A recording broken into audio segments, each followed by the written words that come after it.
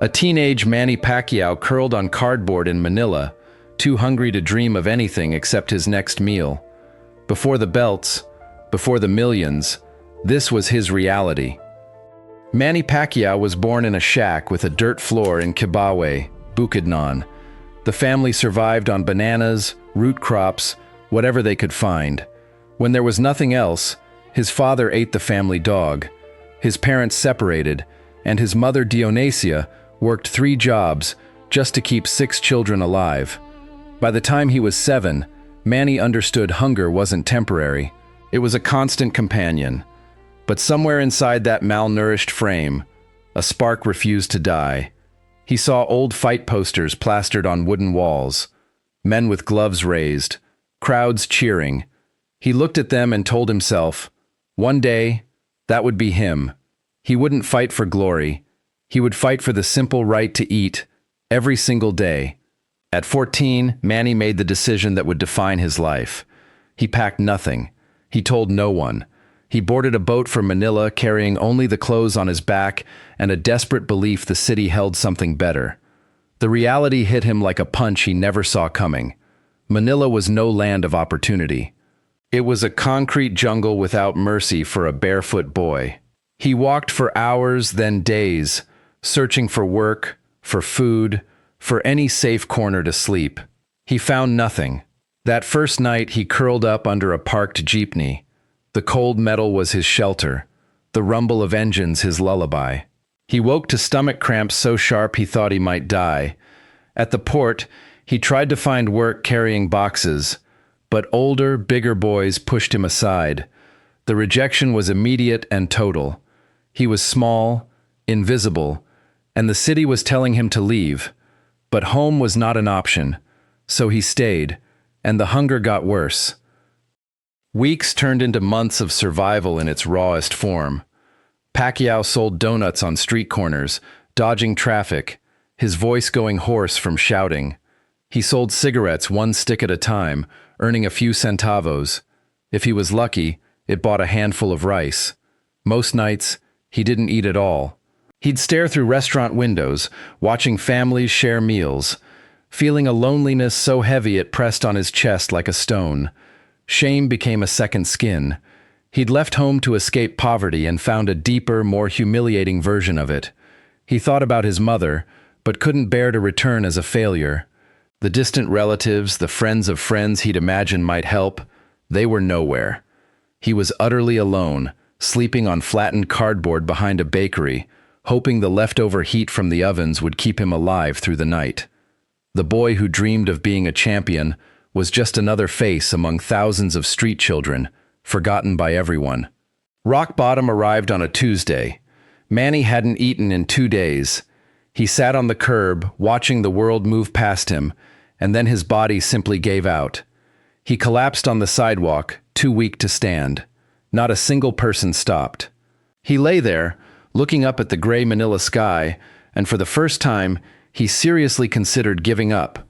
Not just going home, giving up entirely. What was the point?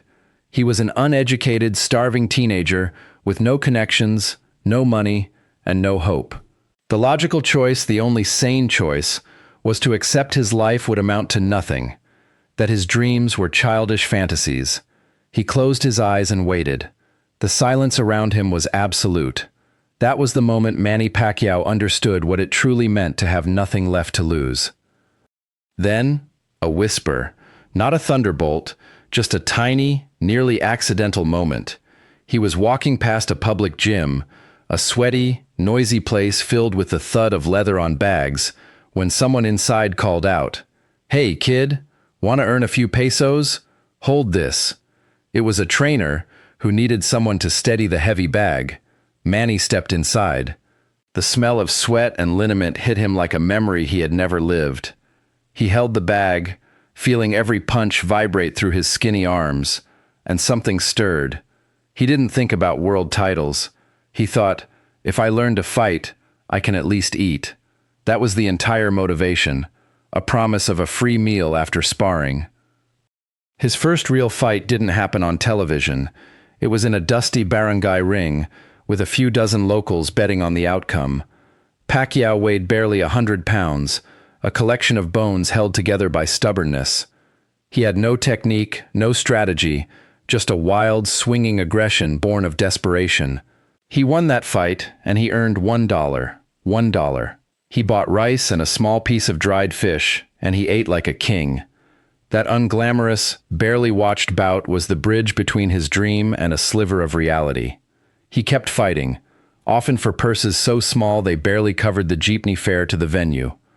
He trained when his vision blurred from hunger.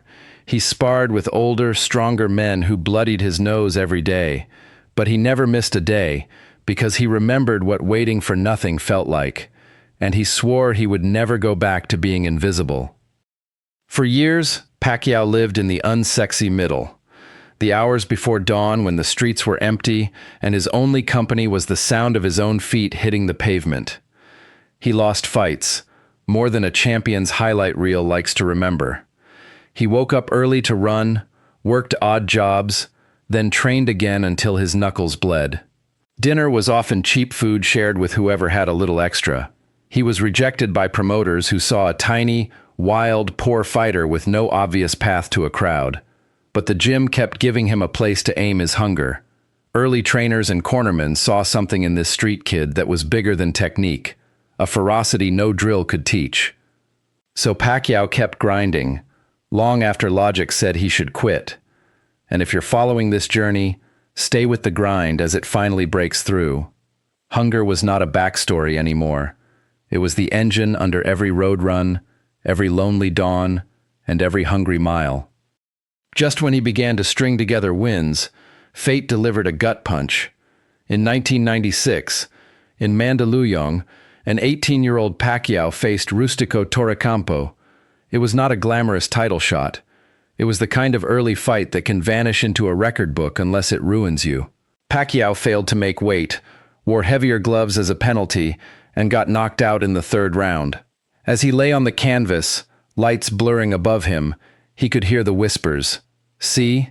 He was never good enough. He should go back to selling cigarettes. The old temptations returned. He could retreat to the street, give up, admit that every doubter was right. For days, the shame was a physical weight. It would have been so easy to disappear into Manila, another failed fighter with a broken dream. But that stubbornness was already burning deeper than any shame. He looked at himself in a cracked mirror, bruised, hungry again, ribs showing. And he got angry. Not a hopeful, I can do this kind of anger. A cold, furious refusal to let his life be defined by one night on the canvas. He decided he would rather die in the ring than die unknown on a sidewalk.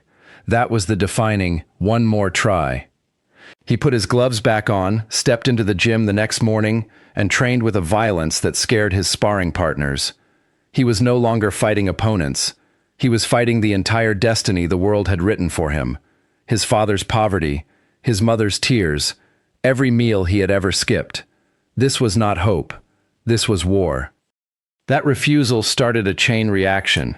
He won a regional title, then another. The little wins stacked like bricks.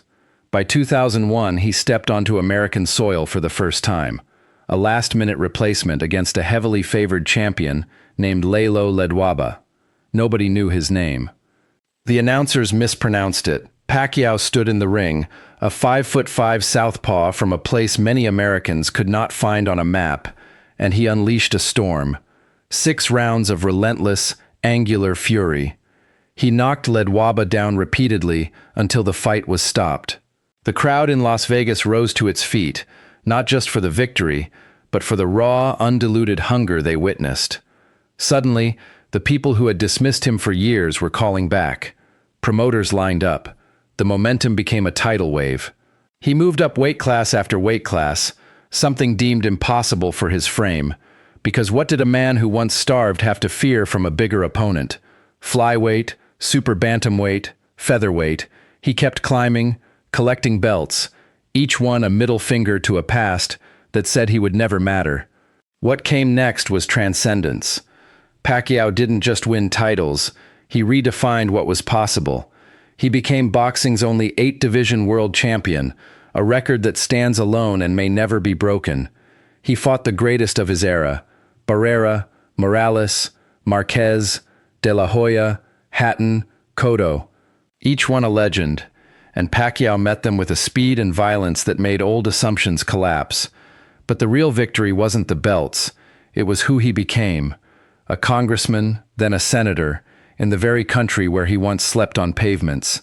He used his purse money and fame to fund scholarships, housing, relief work, and aid for people who knew the same hunger. The boy who ate scraps now sat with presidents, but he never forgot the taste of nothing. The empire he built is not just his own fortune. It is a legacy of hope carved out of concrete and starvation. Every climb and weight carried a memory of the boy who once fought because dinner depended on it. So what is the lesson from a boy who slept on cardboard and shook the world? It is not that hardship guarantees greatness. It is that the same fire hunger ignited in Pacquiao exists in every person watching this. Poverty gave him nothing, but it also took away his fear of losing. When you have already faced the worst thing that can happen, when you have woken up with nothing in your stomach and no roof above your head, the prospect of failing in a career, or in a relationship, or in a dream becomes manageable. The only advantage that cannot be taught is the refusal to stay down. Remember the boy outside that Manila bakery, his stomach empty, his future a blank wall?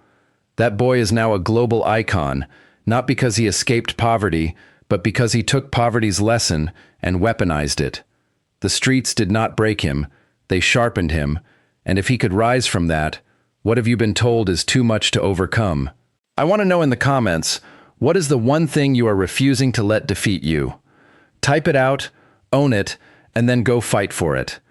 And if this story hit you the way I think it did, subscribe for more stories of impossible rises. Until then, keep swinging.